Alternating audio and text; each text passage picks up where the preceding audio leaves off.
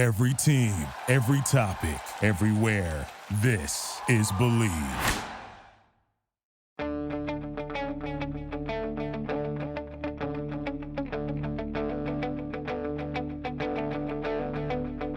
Ich warte seit Wochen auf diesen Tag und tanz vor Freude über den Asphalt. Als wär's ein Rhythmus, als gäb's ein Lied, das mich immer weiter durch die Straßen zieht. Komm dir entgegen. Hello and welcome to Gegenpressing, the Bundesliga podcast. This is the main show. I'm Manu and Matt. He's Stefan, and also he is Matt Ford. Hey guys, how's it going? First of all, Stefan, you returning from what looked like a gorgeous hike in Scotland. Beautiful day, apparently. How's it going? Yeah, it was a beautiful day. It's the first kind of dry day we've had in 3 or 4 days. So the wife and I took the dog up. It's a valley near us called Glenfinglas. It's a nice little walk. It's only about an hour, 6 or 7k. But I have Mondays off, so they're kind of like my Sundays. So yeah, it was a nice Sunday afternoon walk, shall we say. So I'm feeling refreshed. Fantastic. And Matt, no soccer for you or football for you this evening. It got cancelled. Gives us a bit more time to record the show. That's great. But how are you doing otherwise? Yeah, actually quite glad that my football got cancelled tonight. There's quite a few of us on our team have actually fallen a bit ill and picked up a bit of a cold. I don't think me running around in the rain in Frankfurt for half of yesterday afternoon has helped. But yeah, it's that time of the year, isn't it? Yeah, it is. Everyone is coughing and sneezing and the nose is running. The change of seasons is definitely here. Yeah, I mean, speaking of Frankfurt, I'm actually going to be in Frankfurt, not tomorrow, I'm flying tomorrow, but, you know, with the time change, time difference and all that, I will be there on Wednesday early in the morning, which is going to be, that's going to be terrible. I land at 8 o'clock in the morning, which means I have to stay up that entire day to do my jet lag therapy. And I'm only there for 5 days, so that's gonna be crazy. But guys, we want to talk about the Frankfurt game and a bunch of other topics. So, you know, rather than playing around with formalities, let's get paid first and then jump right into the topics. This episode of the Gegenpressing podcast is brought to you by BetOnline. The last of the major pro sports leagues kicks off this week, and BetOnline is your top spot for all your NBA action this season. With MLB postseason, NFL and college football and NHL in full swing, BetOnline is your number one source for wagering news, odds, trends, and predictions. Get everything NBA at your fingertips with both desktop and mobile access for every sport anytime.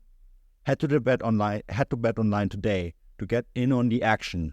Don't forget to use the promo code BELIEVE, that is BLEAV, BELIEVE, to receive your 50% welcome bonus on your first deposit. BetOnline, where the game starts. So yeah, boys, Frankfurt. I think, you know, we debated this before we started the podcast, and we right away started shouting at each other about VAR and the uselessness of it all. And Matt, you were at this game, and the Marius Wolf, it was Wolf with the handball, right? Yeah. The penalty. We chatted about this on the WhatsApp chat. The referee team has now come out and admitted that this was a mistake. First of all, I am not one of the guys that says we need to cancel VAR, get rid of it, bin it, whatever. I think that's gone. That's not going to happen. Someone actually made an excellent point to me with all the betting now in sport. We're never gonna get rid of it. But remember why we got VAR. We got VAR to get rid of clear and obvious errors. Guys, the referee looked straight at that handball. There was no need to go to a monitor or to ask for backup or anything. You could just make the decision right there and then. And if you get it wrong, great. Well, not great, but you get it wrong or you get it right. Either way, I don't think anyone would have complained about it, but they needed five extra minutes and got it wrong anyways. So I guess before we talk even about this game, I think this is something that we really need to debate here. I think the one thing I would really like to change about VAR is that we have to get referees back to refereeing. And now the floor is yours, guys. Matt, I know you have lots of thoughts about this too, so you can start with it. I don't have any new thoughts, though. I remember having this discussion a few weeks ago, and probably a few weeks before that, and indeed 3 or 4 years before that. So, no particularly new thoughts. 3 or 4 years, has it been that long already? Maybe not 3 or 4. It's been 3, or 4. No, 28. Yeah, you're right. It's 5. It's been 5 years. Bloody hell! Yeah, COVID breaks do things to your sense of time, don't they? It really has been that long. No, I really don't have much more to contribute on the fundamentals of it. I think people know my stance. I would get rid of it tomorrow, and as far as I'm concerned, the refereeing team and the DFB coming out today, so it's Monday evening. Admitting that it wasn't just the one decision with the Marius Wolf handball. There was also the penalty which wasn't given when Alex Meyer, the replacement goalkeeper, came out and basically took out Omar Mamouche before the ball. For me, a clear pen, and that one wasn't given. And the other way around, I thought that the penalty given against Marius Wolf for handball was really, really harsh, and yet that one was given. Turns out in hindsight, at least according to the DFB, that I was right. But so what? It still cost us about, in total 8 minutes. There were 8 minutes added time at the end of the first half in Frankfurt, and the decisions weren't even correct. So yeah, I don't really have much more to add on that. It's a shame, I think, to start talking about it, because it was one of the most entertaining games I've been to in a long time. Really exciting game, really entertaining game, and it's a shame that we have to start by talking about VAR again, to be honest. Stefan, do you think they made a make-up call there for the second penalty, knowing that they got the first one wrong? Well, no, because as the old saying goes, 2 wrongs don't make a right. And yeah, that's true. I honestly think I completely agree with Matt. I would get rid of VAR tomorrow if I could. And I think this game's a perfect example of why it doesn't work, because you had 2 instances where the referee in real time chose not to make a decision. The VAR team in Cologne, or whatever, in the bunker in Cologne, or wherever they are now, I think they're still in Cologne, they decided that it was worth looking back, and they still made the wrong call. So at every line in the process, something went wrong. And it's a perfect example of why VAR doesn't work. And I've been making this point for a while now that, we were promised, or the way that FIFA and UEFA sold VAR was that it was going to get rid of bad referee calls. But what that really meant was we're going to get rid of the human error in football, which was obviously never going to be the case, because the entire process still comes back to a human making a decision at some point in the decision line. And as we saw in this game, the people making the decisions for the first penalty, which was given, which was a wrong call in my opinion, and the second penalty which wasn't given, which was also a wrong call in my opinion. And it just goes to show that you can have cameras, you can have a second or third opinion, and you can go back and retrospectively look at these calls, and these referees will still get them wrong from time to time. So it's a complete fool's errand to try and eliminate human error from football, and that's my fundamental issue with VAR. It's trying to right a wrong that I think is a fundamental pillar of football. I think that's what makes it a beautiful game. I think you have to have a degree of luck or chance or an unquantifiable factor involved in football, so that it can't be just commoditized and wrapped up and sealed off and then sold, because that's what FIFA wants. I don't want to turn into a big rant about FIFA and UEFA here, but they're trying to minimize the little gaps and the little crookedness and the little imperfections in football, because as soon as they do that, they can sell it as a better product. So yeah, I think that idea of removing jeopardy is also the same one that's behind the various attempts at Champions League reforms or Super League. I think both of those ideas. I think they come from the same sort of ideological background as VAR. They're trying to remove chance, trying to remove the unquantifiables, because ultimately, I suppose with that much money slashing around in the game, the unquantifiables are what risk losing teams massive amounts of cash. So I suppose from that purely. But that's what happens when you bring in billionaire owners, Matt. Yeah, exactly. Yeah. So football's built this. Yeah, has made this bed for itself, I suppose. So we can blame Sky in the Premier League. That's great. I take that. Yeah, well, and most of all, Manchester United. I would subscribe to that. Absolutely.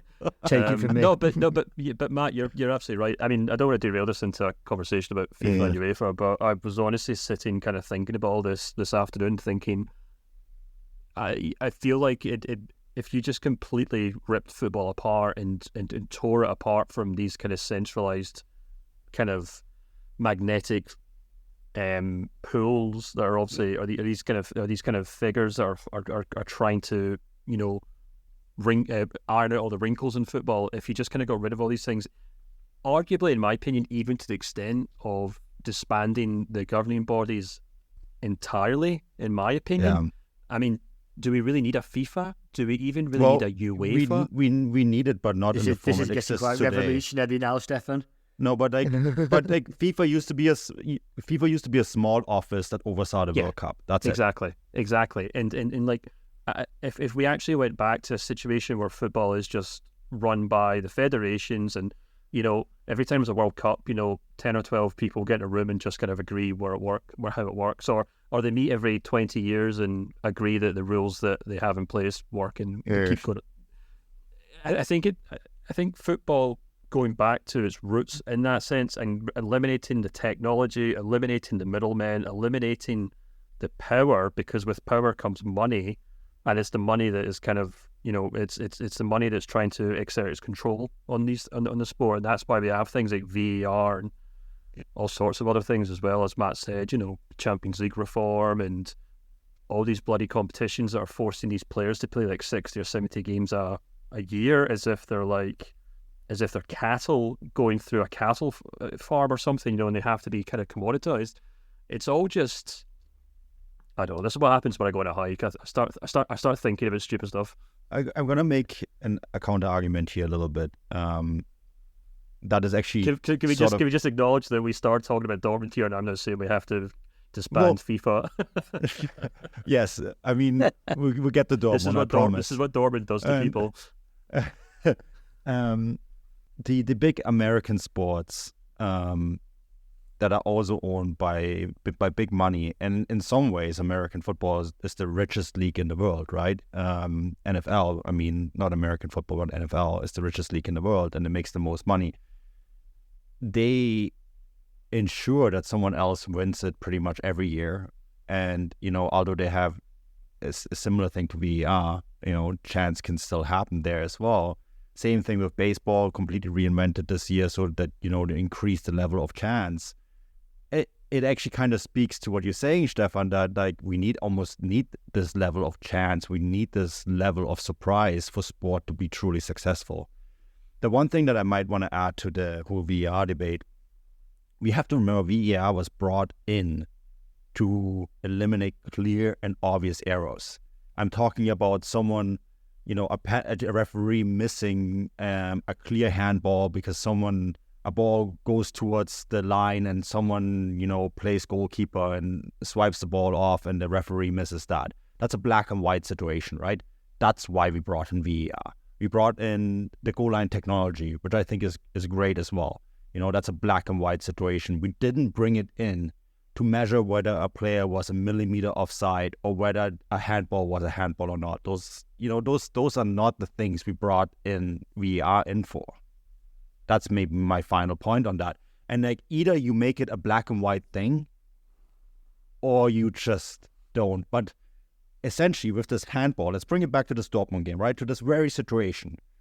That handball is a subjective call, whether one referee looks at it or however many people sit in the bunker, like let's make it 6 or 7, right? It's still a subjective call.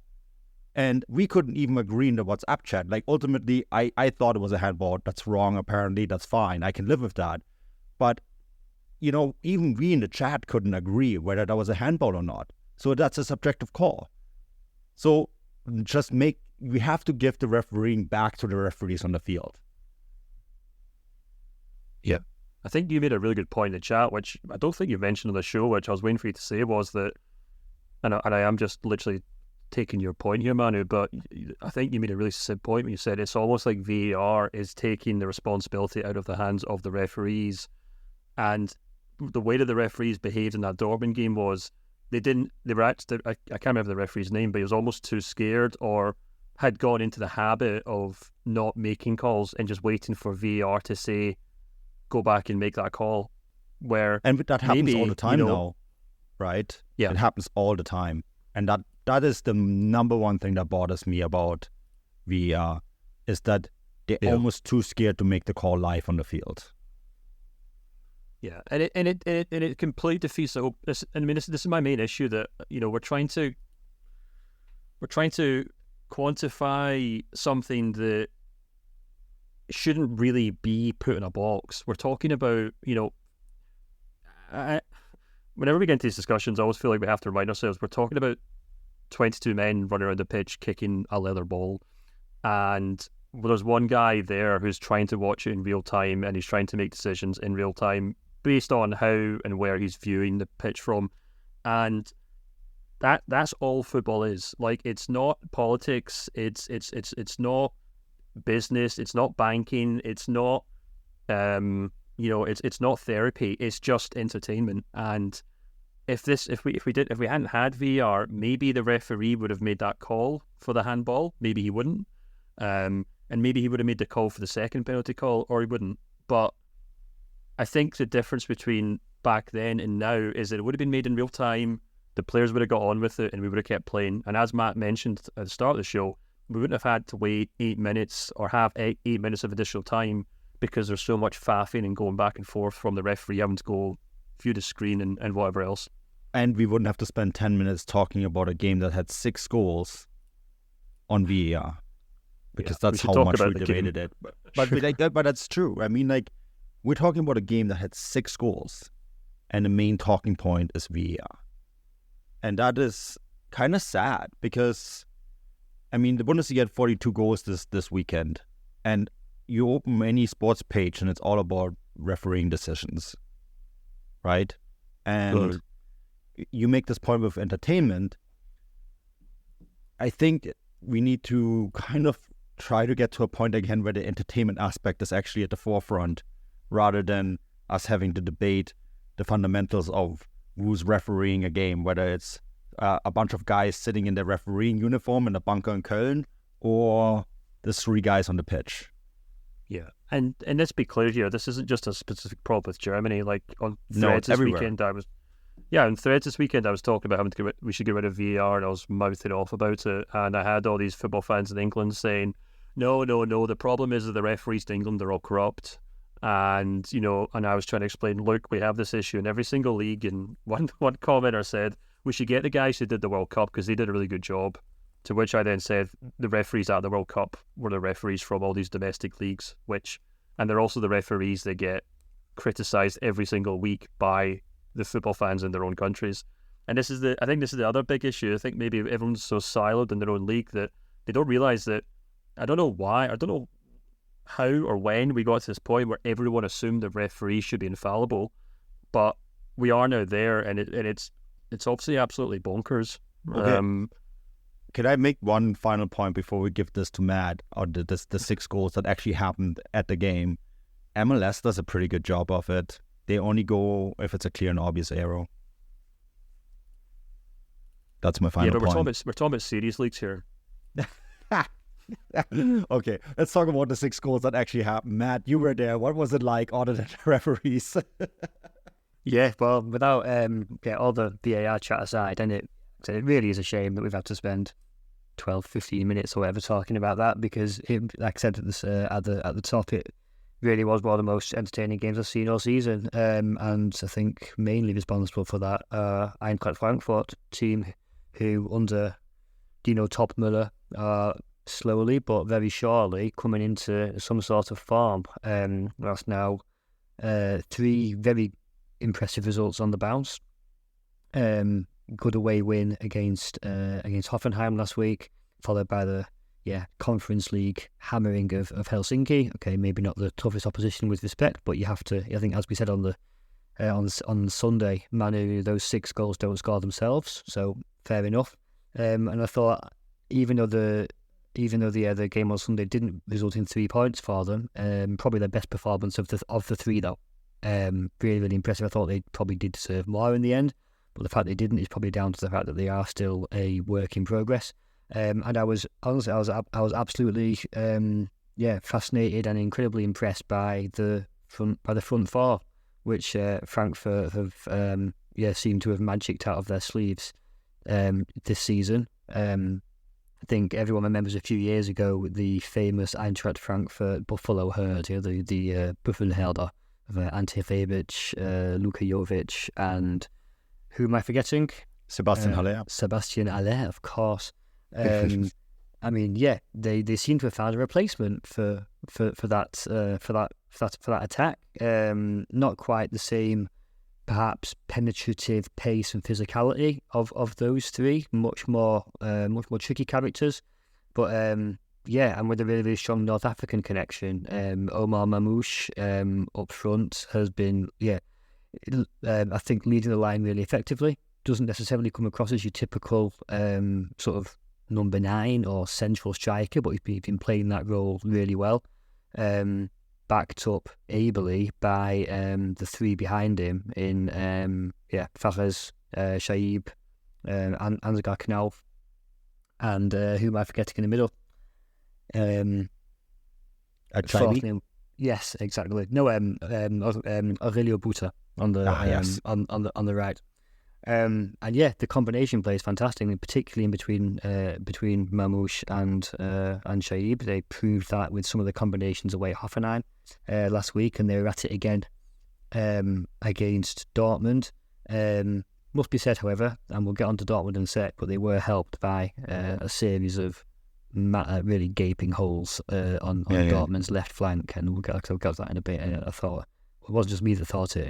A lot of the Dortmund delegation also were quite aware that Remy Ben-Spaini and Gio Reyna had been a bit of a weak point down that left-hand side. But as I've written in the bulletin this week, that North African connection was finished off by the addition of Elias Skiri in midfield as well, and summed up by the 3rd goal. Really, really clinical ball from Skiri into Shaib, and he's controlled it with maybe a little bit of luck, but he's also held off Ben-Spaini at the same time and finished really, really well. So really impressive performance from Eintracht Frankfurt. What I thought was interesting, and what I was actually talking to a few of the more regular Frankfurt reporters at half time, is some of my research around Frankfurt. I'd heard Topmüller sort of repeating this mantra that he doesn't want sort of gung-ho attacking football. He wants stability and he wants structure. I thought, okay, that's interesting, because from what I've seen recently of Eintracht Frankfurt, they absolutely are capable of playing really exciting gung-ho attacking football with that front 4. And I put that to him in the press conference, and he said, "Yeah, that is true. Maybe we are we are able to do that, but the key is to do it from a more stable structure to avoid getting caught on the break." And even though they've conceded 3 goals against Dortmund, he did point out that those 3 goals didn't come from them being caught out on the break. They came for, he actually gave the credit to Dortmund and said that Dortmund scored those 3 goals out of periods of their own possession. So I think that says a lot about what Dino Topmüller and Frankfurt are trying to do. He's well aware of the quality that he has up front in that front 4. A front 4 which is keeping Mario Götze out of the starting 11 in the last month, by the way. But however, he's not losing sight of the fact that the best teams and even the best offenses are built on a solid structure behind. So really exciting times for Eintracht Frankfurt. I was very impressed. This episode of the Gegenpressing podcast is brought to you by BetOnline. The last of the major pro sports leagues kicks off this week, and BetOnline is your top spot for all your NBA action this season. With MLB, postseason, NFL, and college football and NHL in full swing, BetOnline is your number one source for wagering news, odds, trends, and predictions. Get everything NBA at your fingertips with both desktop and mobile access for every sport anytime. Head to BetOnline today to get in on the action. Don't forget to use the promo code BELIEVE, that is BLEAV, BELIEVE, to receive your 50% welcome bonus on your first deposit. BetOnline, where the game starts. Niko Kovac was like that at Frankfurt too, right? He built everything from the back forward. Like we talk about that Büffelherde, but we have to remember that the foundation of that was the time under Kovac, right? So I think that is actually kind of interesting as well. I think it's interesting too that they've managed to keep that transfer that scouting system and transfer policy going. I don't think it would have been unreasonable at the time after they lost, Haller, Rebic, Jovic in quick succession, to think, okay, they might struggle now. There are also a few movements in the boardroom. Particularly the departure of Freddy Bobic, Kovac as well. However, they seem to have restructured well, and that scouting system seems to be running as smoothly as ever. And all credit to Markus Krösche, the sporting director, and for putting together such a good squad. And also in Dino Topmüller, he seems to have found a coach who, I think is making a really, really good first impression. Krösche is a good one. He's really highly regarded within the industry, and is considered a sporting director that has a lot of good contacts. He was obviously at Leipzig as well, so that helps a lot with networking, right?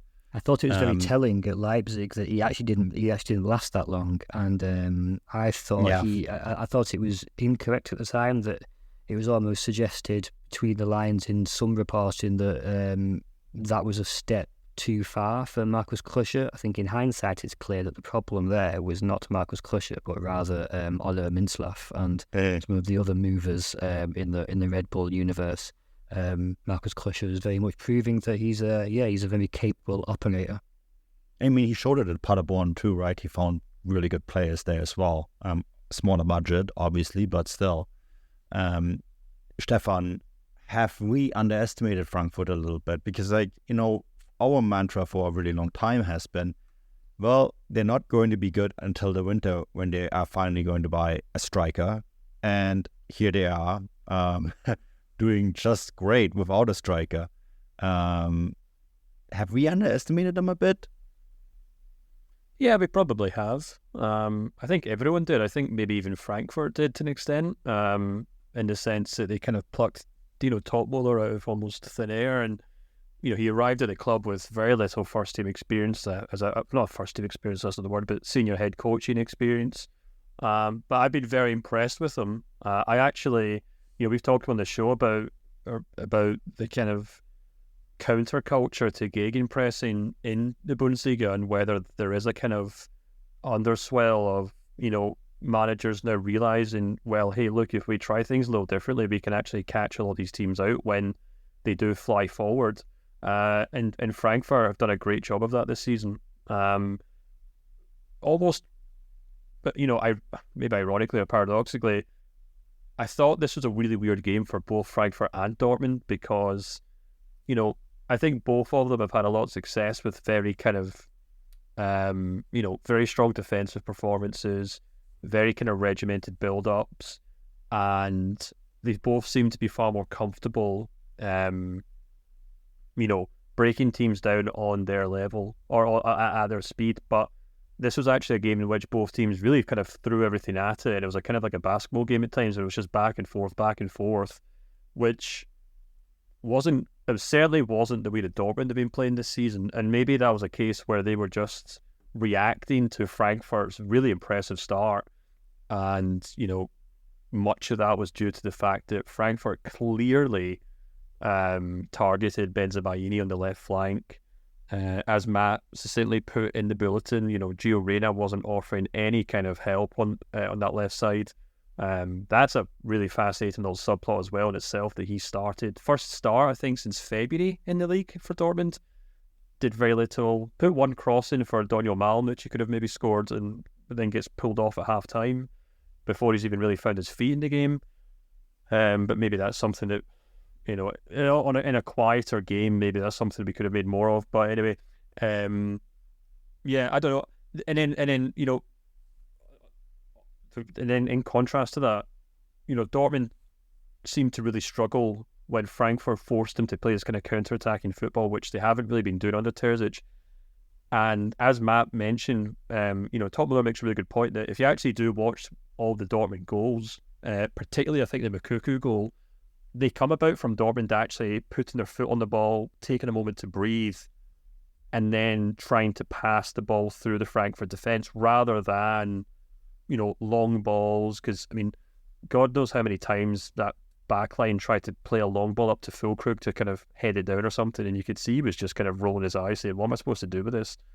Look, in fairness, that's exactly how the first goal came about. I said good long ball into Füllkrug. He's controlled it really well, laid it off to Sabitzer. That worked well on that occasion, and it came out of nothing. I don't think it was the Dortmund plan to go to Frankfurt and have to have a slagging match and a roller coaster ride of exchanging 6 goals. And I got the impression from Terzic speaking after the game, but also from Sebastian Kehl, that they were a little bit shocked to have and a bit relieved to have got away with the point that they did. And I guess it's not a massive criticism because it's been a really, really tough week for them, and it's turned out ultimately to be a very, very good week. It's not easy to think they had to go away to Newcastle. Well, I was going to say maybe the toughest away game in that group, but it's actually there are 3 really, really tough away games in that group, aren't they?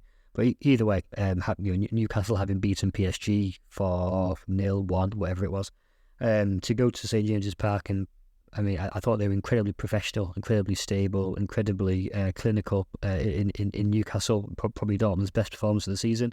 But then to come back from that, to go away to a place like Frankfurt, and still come away with a point.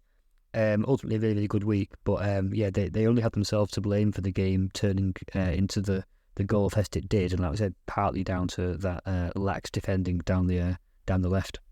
I have a final point as well on this. Once again, Yusufu Moukoko comes on and rescues Edin Terzic's skin. Yeah, super sub. With a really, really, really professional goal. Stefan, you and I have talked about Moukoko a lot this year. What does it say about Edin Terzic that this kid, when he's asked of him doing something, he does it, right? At a very high professional level, and yet he doesn't get the opportunities that he probably deserves. And I think that is something really tough that Edin Terzic has to ask himself here, right? Especially at a game where Füllkrug didn't score, where Sebastian Haller still struggles. It's ultimately this teenager who comes on and gets the job done. And when does the point come when they just say, well, maybe we remember the super talent that we had, maybe we should give him some more playing time? It's an interesting one. The relationship between Terzic and Moukoko is an interesting one. I don't think there's any problem there. I wouldn't go along with the hints that I don't know if the relationship is in any way strained or difficult. I think that the complete opposite is true. Terzic made that point on several occasions last season about the relationship he has with Yusufu Moukoko. I don't think there's any issue there. He also made the point on several occasions how valuable Moukoko is off the bench, and not just Moukoko, Jamie Bynum-Gittins as well. He's made that point on several occasions of how he likes having these options off the bench, perhaps to a lesser extent Julien Duranville, although he's not played that much. Moukoko has had his chances in the past couple of years in the starting 11, and you can't really get away from the facts that he has delivered more and been more effective off the bench, as he was against Frankfurt. And I stand corrected myself as well. I must admit to the two of you, on Sunday when he came on, I was actually just about to text the two of you saying, I can understand him taking Reina off and replacing him with Adeyemi, but why is he taking Daniel Malden off? He's been one of their best players this season. And then right in that moment, Moukoko put it in the back of the net. So I thought I'd delete that message. And he still admitted that you wrote it though. Yeah, that's actually quite a good kind of segue to what the point I was going to make, which was, Dortmund's first half was a worst case scenario. Not only did they get a bad penalty call, in my opinion, not only does Gregor Kobel have to go off, probably their best player this season with an injury, and they find themselves 2-0 down before they even know what's going on. I actually was really impressed with the way that Terzic kind of reacted to that at half time. As you said, he brought Moukoko on, and Moukoko, I'm sure Matt knows what I'm talking. I'm sure everyone who watched the game knows what I'm talking about.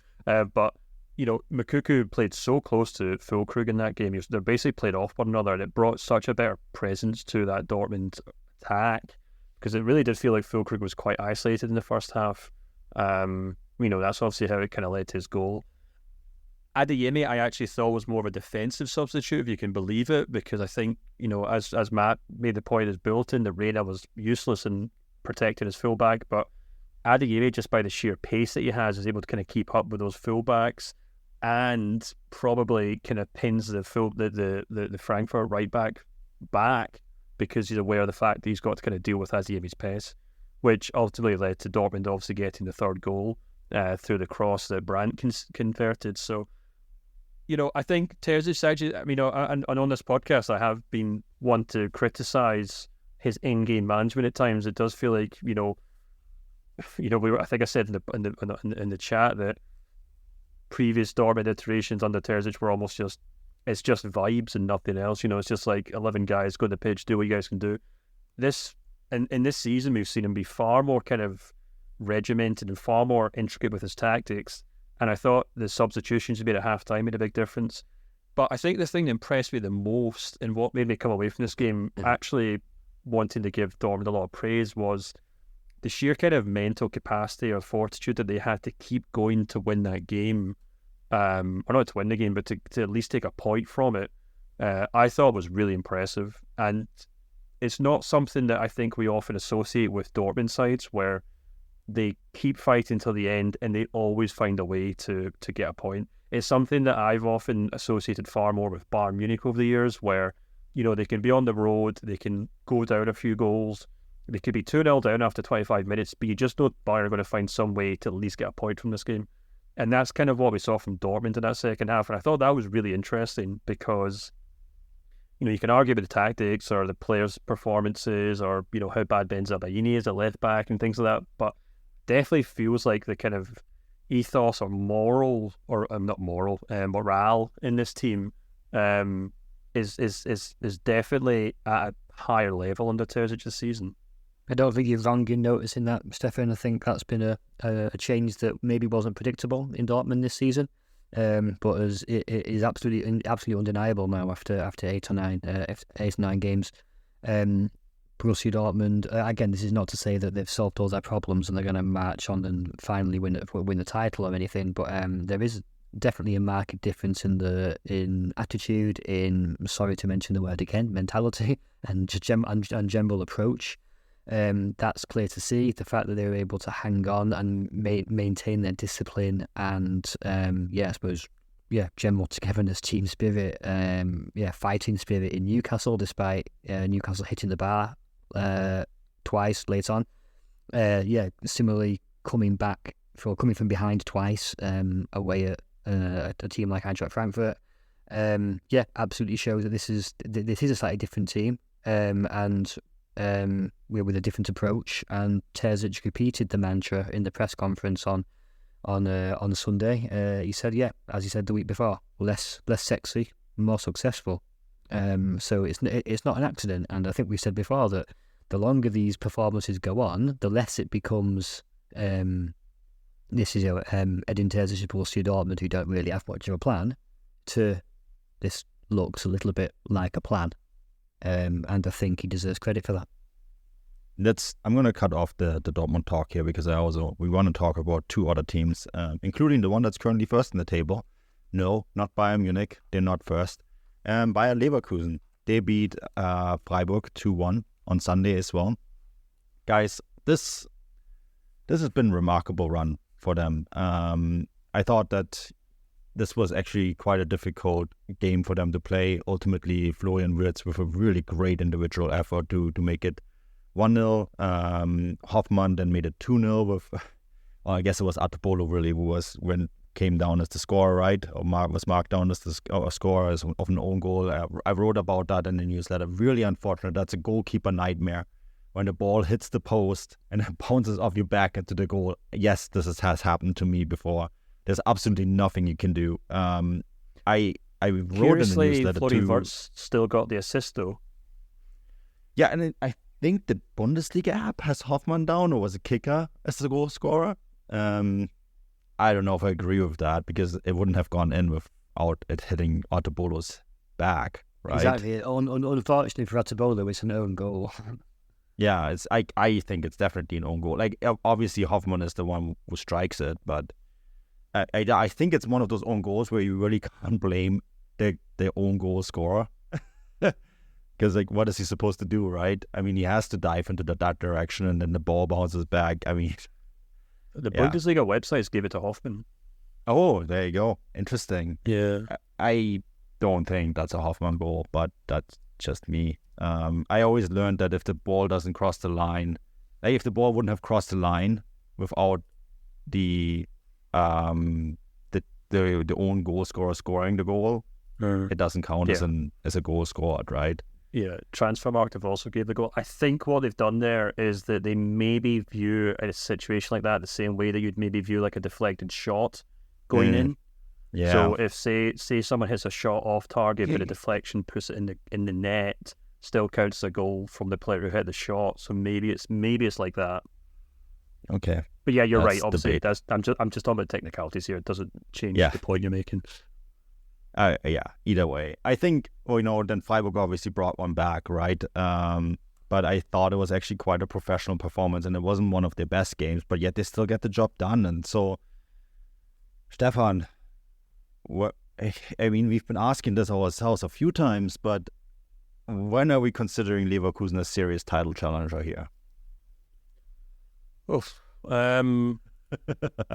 Is this like asking Tottenham fans whether they're going to win the title this year? It's pretty much the equivalent, isn't it? Well, both teams look like they could do exactly that, to be honest with you. Maybe the stars are lining or something. Oh my God, the world will definitely end if both of them win the title. Yeah. I mean, I think Leverkusen definitely had to ride the luck a little bit here. There was obviously the whole kind of fiasco towards the end of the game. And, Freiburg certainly had their chances, but I think the key thing here, and I know it sounds like an easy answer, but Florian Wirtz really, really is the kind of magic man here. I watched Leverkusen last weekend against Wolfsburg, and it was a game in which similarly they came up against a very strong opponent. Frimpong scores first for Leverkusen. Wolfsburg equalised before half-time, and it's at that point where you're really thinking, this is maybe the kind of games where Leverkusen drop points, they start to fall away, Bayern overtake them, and everything's back to normal. But Florian Wirtz comes on in the 60th minute, and all of a sudden things change. And Wirtz started in this game, and I think as good as Leverkusen have been recently, I think if Florian Wirtz isn't in that team, I don't think they win this game, to be perfectly honest with you. You can see that very directly from the fact that he scored an outstanding goal, obviously, set up the second one and smacked the ball off the crossbar as well. So, and his form has been nothing short of incredible. I kind of tallied up how he's performing in the league so far this season, and I stuck out in threads actually this afternoon. So just give some context of how well he's doing in case anyone's been living in a cave for the last 6 or 7 weeks. But according to Opta, when you compare him to all other midfielders in the league, he's first for successful dribbles, first for shots on target, first for through balls, third for key passes, which is a pass that leads to a shot, and also has 2 goals and 4 assists in 9 games. And Leverkusen are obviously by no means a one-man team, but in games like this one and last week where, Leverkusen are coming up against 2 teams with, considerable hopes of probably finishing the top 6 this season, he has proved to be the difference maker. And in terms of whether they can win the title, they've already played Leipzig, they've already played Bayern, they gave as good as they get. Obviously, they've still got to play Dortmund, I suppose, in that regard. But yeah, so far, so good, I would say. And they've proven time and time again against some really good teams in the Bundesliga that they can match just about anyone on the day. Yeah, I watched the Europa League fixture midweek as well, and similar to Frankfurt, right? Karabakh is a team that you have to beat, but you have to beat the opposition in front of you, and they did this with a 5-1 win. And we've seen this so many times in the last few years, right? Where Bundesliga teams make a meal out of playing these smaller oppositions, and I was thoroughly impressed with that performance as well. And they have so many dangerous pieces, like whether it's Boniface, whether it's Frimpong, Wirtz, obviously. That goal that he scored to make it 1-0 against Freiburg was just otherworldly. Such an incredible individual effort, and then the finish as well. Just if you haven't seen it yet, you need to go and see it. I think it just kind of feels like this team is a bit on a rampage, and I guess it really just matters how much longer they can keep it going, right, Matt?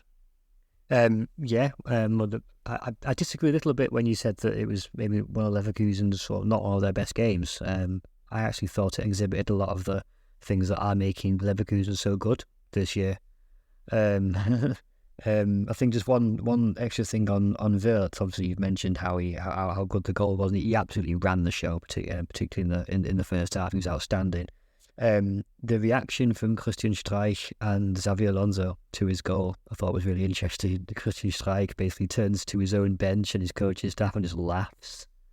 As if like, and then you don't see them both in the same shot, but it seems quite clear to me that Streich then sort of glances across at Alonso, because Alonso's glancing in the same way and basically sort of smiles and shrugs his shoulders as if also, what can you do about that? He's twisted 4 defenders inside out. It's messy. It's like a messy goal. It really is incredible. It really is. I thought the finish what got me, because that angle is almost impossible, and it just hits that back of the net with a dunk, right?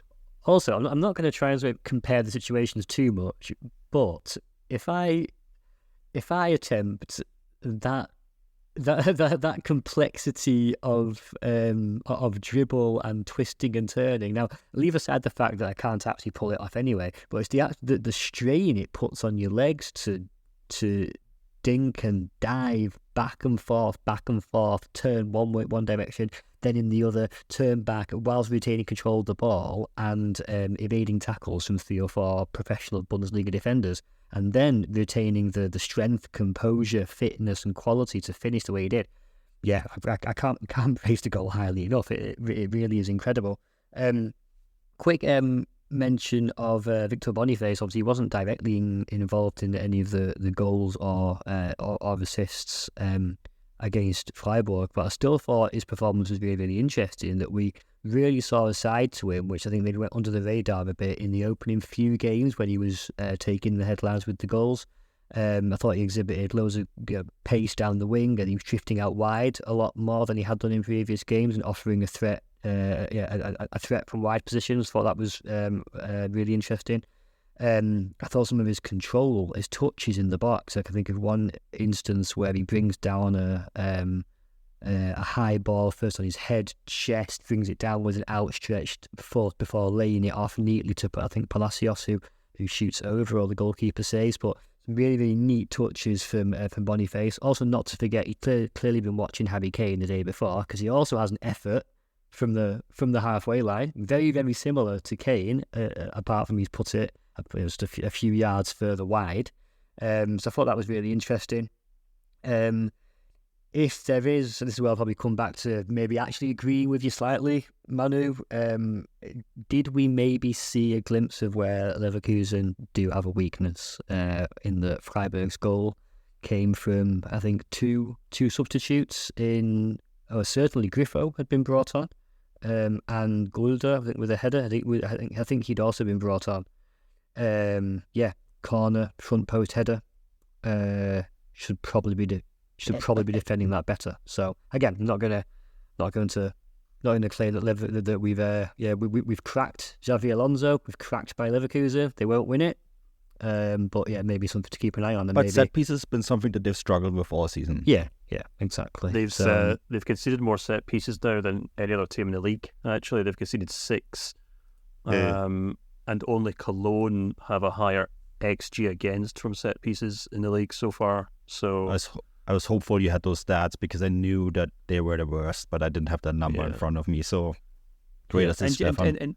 Yeah, and Matt's right. Like we can sit here and spend the whole night talking about how great Florian Wirtz is, but at the end of the day, they still have Herdecki in goals, Jonathan Tah. Herdecki actually made a fantastic save at 2-1. Which without that would have been 2-2. Vital save. But I think he has there's no doubt about it. But I still feel like he's not. Anyway. I don't want to start another Herdecki rant because that wasn't my initial point, so I don't want to. But my actual point was to kind of focus in on Tapsoba, actually, who I think sometimes he gets linked to the Premier League so much that I think some people just assume he's a finished article. No, I know that, but it also means that people maybe just assume he's a finished product, and I think he's still a very raw player, and I think that's maybe a good example. That's maybe why we're seeing like Leverkusen maybe look quite vulnerable from set pieces. If you kind of look across that back three, Jonathan Tah's well documented that he has his issues. Herdecki's got his issues, but also I think Tapsoba in particular can still be error prone in these kind of high profile matches. Yeah, I think that's fair. I think what really rescues them is that they have a World Cup winner and Granit Xhaka in midfield. That midfield pair, cleaning up a lot of those mistakes ahead of time. Of Wirtz, Xhaka and Hoffmann just ahead of them is very, very strong. That's some extremely good squad building there by Simon Rolfers. Those four really impressive, and you can see how much the extent to which Jonas Hoffmann is Leverkusen's gain. You also see how much Borussia Mönchengladbach are missing him. I've always thought a very underrated player, and I'm glad to see him doing well. I think Hoffmann is an upgrade to Diaby. It's, I know, controversial thing to say. Maybe not. Very controversial. I think different types of players. I wouldn't associate Hoffmann with the sort of dribbling and pace that I think Diaby it fits brings. better. I think he's a better team player all around than Diaby was. Maybe a slightly better finisher as well, slightly more clinical finisher. Yeah. But then again, I'm not going to take too much away from Diaby, one of my favourite players to watch in the Bundesliga. I mean, I would go to Leverkusen. Even on days I wasn't working, just to watch Moussa Diaby alone. Fantastic player. No, I just meant as like a piece fitting into this team. It just feels like an upgrade because, he rounds the team up better in many ways than maybe Diaby did. I think Hoffmann's probably a better all-round player. Diaby was obviously a very, very good direct player, and he still does have exquisite skills, but I completely agree with you. I mean, the fact that Hoffmann can kind of just play in the middle of the park, or he can play out wide, and he's also so good at kind of playing off. I mean, Wirtz and Diaby had a great connection with each other, but I mean, Hoffmann, no other winger created more goals or assists last season than Jonas Hoffmann in a very average Gladbach team, so he certainly deserves his spot at a team that's now pushing for titles, and I hope he gets them. Yeah, me too. One team that will stand in the way of it have an English striker who scored from the halfway line. We have to talk about this. The game itself, actually, the game itself was kind of chaotic.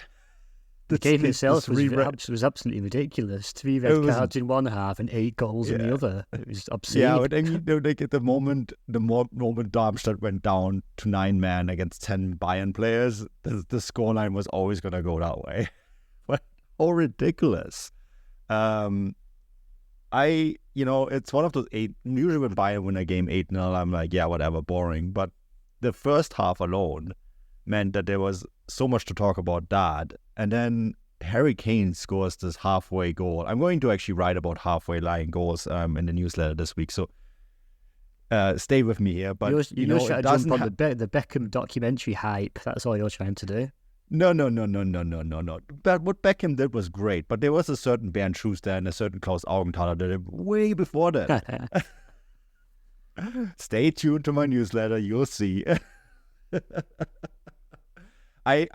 was one moment though where, and the cameras, and I put it on Threads. I know, Matt, you currently can't see Threads because Threads isn't available in Europe yet, but it was really well captured where he takes the shot and you can just tell that it's going to go in, right? It's one of those iconic moments. And you just know this Kane goal is going to be played on Sport 1 for decades. Yeah. or in the little kind of halftime montages that they play in the Bundesliga feed.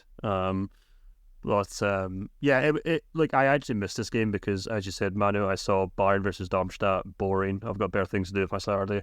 And that'll teach you for talking down Bayern Darmstadt.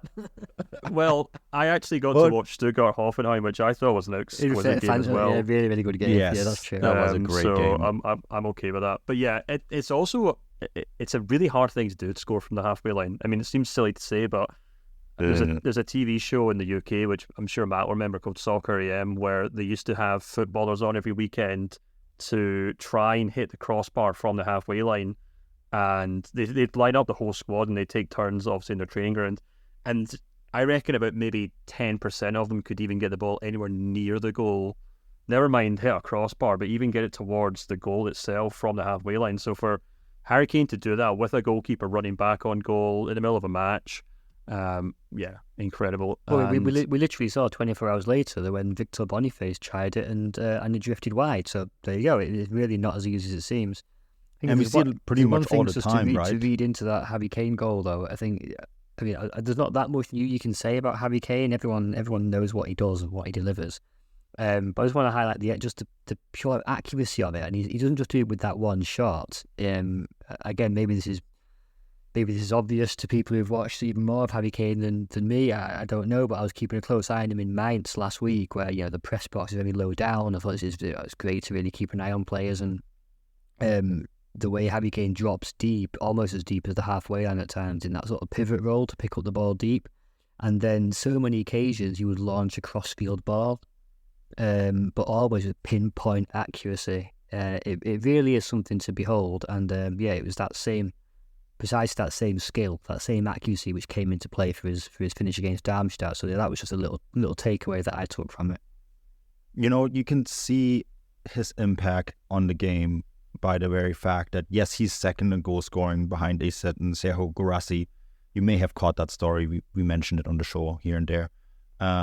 He's second behind Guirassy with 12 goals, but right behind him is a certain Leroy Sané with 8. And, I don't think Leroy Sané would be on 8 goals at this point of the season if Bayern hadn't bought Harry Kane. And I think that tells you everything you need to know about the impact that Harry Kane had on Bayern Munich. Yeah. No, absolutely. I think it's also, I think Matt hits the nail on the head actually when he talks about the accuracy that Kane has, and I think that's something that I think if you had to pick one attribute that he has that has allowed him to become an elite footballer, it is his accuracy with the ball at his feet. He's not the fastest player, he's not the strongest player, he's not the biggest guy. He's not he's not a huge He's athletic. Actually quite big though, Stefan. I'm surprised. Like, you're right, he's not fast. And that's actually another thing that really surprised me watching him in the Bundesliga, because most Bundesliga strikers are very fast, right? He isn't. He actually, his frame is quite big. He compensates that lack of pace so well with the intelligence of the way he drops deep. He drops deep into spaces that nobody else sees, and it really is top class. Yeah. The only point I was going to make was that accuracy with finishing is obviously something he's been able to apply to his passing in the kind of latter stages of his career, because if you watch his development at Spurs, he comes through as this excellent kind of penalty box striker, but as he develops, he becomes this kind of all-round forward who can create passes or create goals as often as he scores them. He obviously had that great link-up with Heung-min Son, and he was able to do that very well with Leroy Sané too, and that obviously adds a whole new kind of facet to this Bayern attack, where as in the past, they relied on Robert Lewandowski to be the finisher, and he was obviously very good at doing that. Arguably the best in the world at it. Harry Kane comes in and he can play the Robert Lewandowski role, arguably as well as Lewandowski, but he can also provide the build-up play, which maybe Lewandowski didn't have, and perhaps something that Bayern will need more of in the really tight crunch games, perhaps against Dortmund at the weekend, but also I'm thinking more so the Champions League matches, where in the past, Lewandowski has finished the chances that he's had, but, against really good teams that can push Bayern back, there's been instances where, Lewandowski's been maybe isolated because he doesn't have the same link-up play. And if Harry Kane can bring that if he can bring that side of his game to Bayern as he has done so far, then it's that kind of little extra string to Bayern's bow that can maybe help them, properly challenge for the Champions League. I think that'll be really key next week, the extent to which he can bring his creativity to bear to compensate for the absence of Joshua Kimmich. Again, just to move it forward next week, no Kimmich, he'll be suspended. So it'll be all the more impetus on the likes of Kane and the other creative players in midfield. Also, I thought Conrad Laimer was really impressive as well against Darmstadt. Admittedly, you can't read too much into the Darmstadt game because it's just obviously by its very nature, a unique and bizarre situation. Having a 10 against 9. 10 against really 9, weird. Exactly. And seriously, you could see like sort of spaces opening up at times, which would never have opened up in a normal game. And I think it took even Bayern maybe a while to get used to that. Hence why it was 0-0 at half time. But obviously, once the floodgates opened, they well and truly did. But really bizarre situation, which you had to feel for Darmstadt by the end. Being a man down against Bayern is hard, but being a man down, having lost 2 players and still being a man down, right? That just adds such a different element because they were, it was pretty even even when it was 10 against 10. But yeah, as you said, that extra room, and if Bayern get that extra room, then that attack. We talked about this last week, right, Stefan? No problem. Like lots of issues with the defense, but that attack is maybe one of the best, maybe the best in Europe. If you put all the individual pieces together, so if you give them that room, dear God, that's what made it such an impossible task for Darmstadt. Is that it's one thing Bayern players getting room and getting spaces, but that would normally be in positions and spaces which you've identified previously and would have attempted to close down. In a situation where it's 10 against 9 for 60 minutes, those spaces are not spaces you've reckoned with. And I think particularly, I think it was one of Musiala's strikes where I thought, that's a position where normally in 11v11, that's a space that Darmstadt would target defensively to try and rule that out. And obviously this was just, it started to resemble a bit of like a 7-on-7 kick around in the park when one person's gone home early and everyone else is tired. Yeah. 3 goals by Kane, 2 by Musiala, 2 by Sané, and 1 by Thomas Müller. Remarkable. Guys, we're out of time. We probably spend another 15 minutes talking about this, but unfortunately, time is up. We'll be back soon with more content. Obviously, this show is brought to you by BetOnline. Matt, before you go, where can people find you? I know Threads isn't that thing yet. Both Stefan and I are moving mostly over to Threads, right, Stefan? But until Threads becomes available for you, I guess you're still mostly on Twitter and a little bit on Blue Sky. I see you there as well.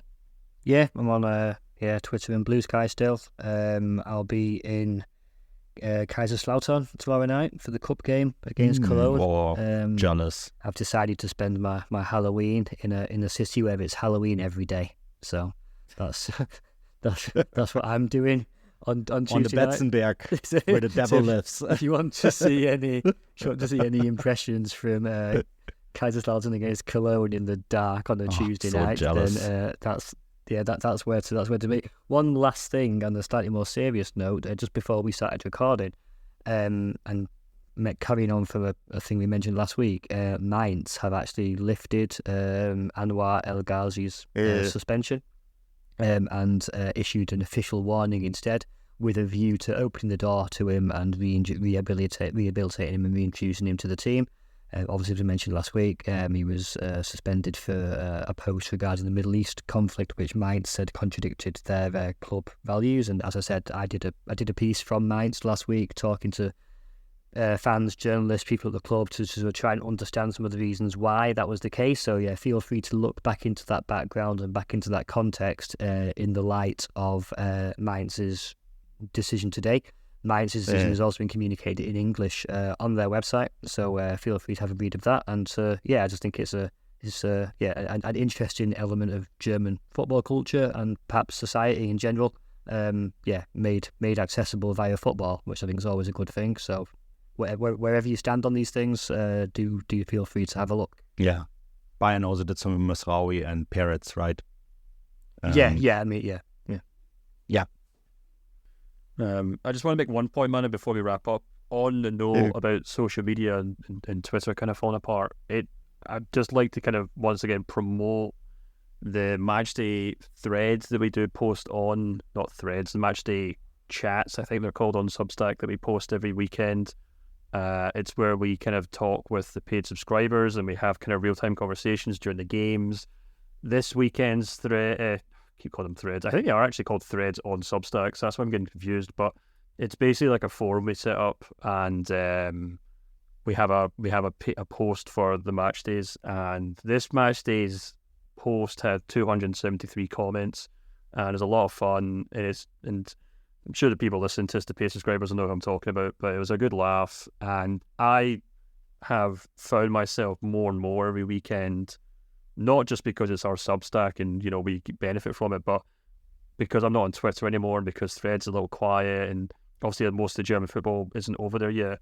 It's a really good place if people are looking for an alternative to social media and they just want to follow, you know, a live stream of people's comments about games, because, you know, I was watching Stuttgart, we had some guys watching other games, they were commenting. There's a few Gladbach fans in there who comment every weekend, for example. So it's a really good place if you feel like Twitter is kind of drying up a bit and you're looking for a community of Bundesliga fans. I would definitely recommend you can take a free trial on our Substack, and then you can have a read of it on the Substack app over the weekend. And yeah, if you like it, obviously you can stick around, say hi, introduce yourself, and everyone's really nice in there. I think it's becoming a kind of necessity for me every match day. Yeah, and we answer questions on there too. Need to point that out as well. Like if he can answer it, or like if our reporting allows us, we definitely answer questions on there as well. Yes, we're both active on there quite a bit. I enjoy it as well. I think it's great. It's a good community just to bounce ideas around too. And yeah, everyone has been incredibly passionate over the Bundesliga while not taking it into a direction that we too often see on Twitter nowadays. I do enjoy Threads as well, but Threads is more like a place where you post an idea or a thought, and then it just kind of sits there, right? It's kind of like a written Instagram, I guess, which makes sense because that's kind of, you know, that's where it stems from. But I do have to say I have enjoyed Threads as well. So yeah, you can find me there as Manu Beth. Stefan Biankowski is your handle on Threads, right? Yes, Stefan _Biankowski. Yeah, Stefan _Biankowski. Yeah, I'm just Manu Beth. Anyways, guys, we need to wrap this up. A marathon podcast today, but I think a lot of fun. Thanks for listening to the show. We'll be back soon. Until then, auf Wiedersehen.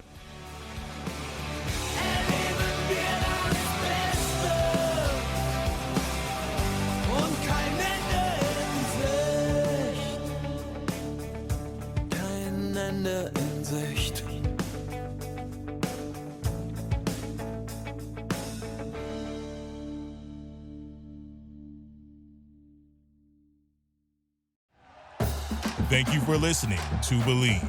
You can show support to your host by subscribing to the show and giving us a 5-star rating on your preferred platform. Check us out at Believe.com and search for BLEAV on YouTube.